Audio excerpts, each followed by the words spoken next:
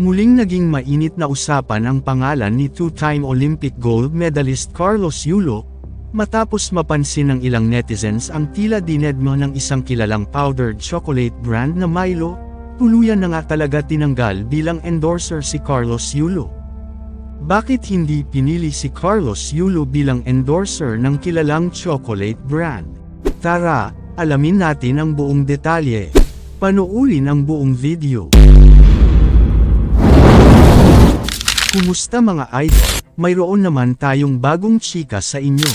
Bago yan, welcome sa channel ni Mr. JV. Marami ang nagulat sa biglang pagkakatanggal ni Carlos bilang endorser ng nasabing brand. Matagal na siyang konektado sa brand na ito, simula pa noong bata pa siya at nagsisimula pa lang sa kanyang career. Pero ngayon, tila mas nakatuon na sila kay EJ Obina, ang Filipino pole vaulter. Makikita rin natin na sa kanilang homecoming, mas pinarangalan si EJ kaysa kay Carlos. Noong Martes, September 10, isinagawa ng Milo Philippines ang isang engrandeng homecoming ceremony para kay EJ. Ang seremonya ay hindi lamang isang simpleng pagtitipon, dahil nagsilbi na rin itong pagkakataon para sa contract renewal ni EJ kasama ang Milo. Ito ay isang kontrata na pang long-term partnership sa kanilang brand, at may balita pang ang makikita natin ang mukha ni EJ, na nakatatak na sa mga Milo pack, gaya ng ibang mga Olympic gold medalist. Kaya naman maraming netizens ang nagtanong, kung bakit tila mas pinili ng brand si EJ kaysa kay Carlos Yulo.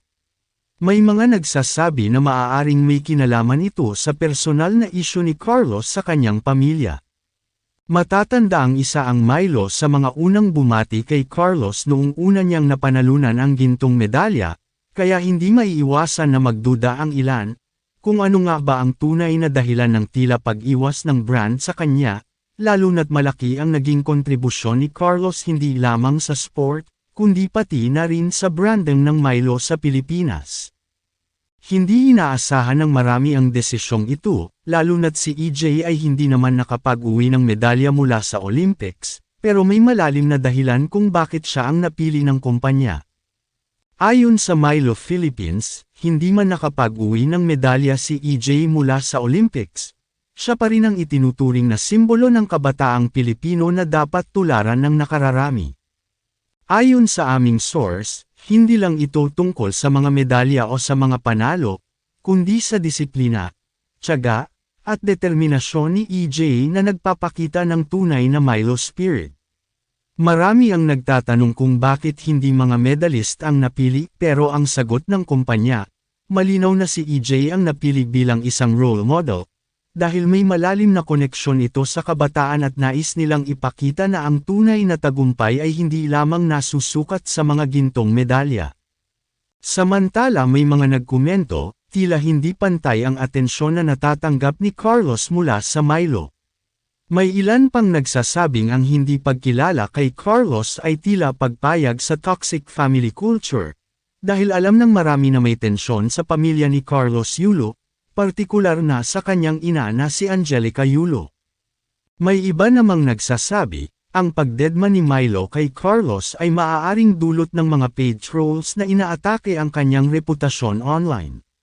Ngunit sa kabilang banda, masaya ang marami para kay EJ, lalo na't hindi man siya nag-uwi ng medalya mula sa Olympics, siya pa rin ang napiling ambasador ng Milo. Ang mga haka-haka ng netizens ay tumuturo sa personal na buhay ni Carlos, lalo na sa isyu sa kanyang pamilya. May mga nagsasabi na maaaring iniwasan ng brand na maapektuhan ang kanilang reputasyon dahil sa galit ng ilang tao kay Carlos, lalo na't tila natatabunan ang kanyang mga tagumpay ng mga kontrobersya sa pamilya. Ayon pa sa isang comment, baka nag-iingat lamang ang brand na ito sa pagkuha kay Carlos bilang endorser, lalo na't hindi na siya under contract ngayon.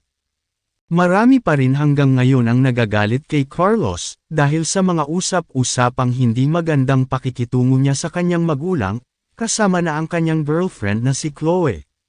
Para sa ilang netizens, ito ang maaaring dahilan kung bakit hindi na siya napili ng brand. Sa kabila ng kanyang tagumpay sa Olympics, mas naging focus ng publiko ang kanyang personal na buhay, kaya tila nakalimutan na ng marami ang kanyang 2 gintong medalya. Bago matapos ang video na ito, ano ang masasabi nyo sa chika topic natin ngayon? At syempre inaanyayahan ko kayo na mag-like at share, para mas lalo pa mabulabog ang mga marites at paretes. Hindi naman ako nagmamakaawa sa inyo mga idol, pero sana maawa na kayo. Hanggang dito na lang ang ating video, maraming salamat sa pagtambay, bye-bye!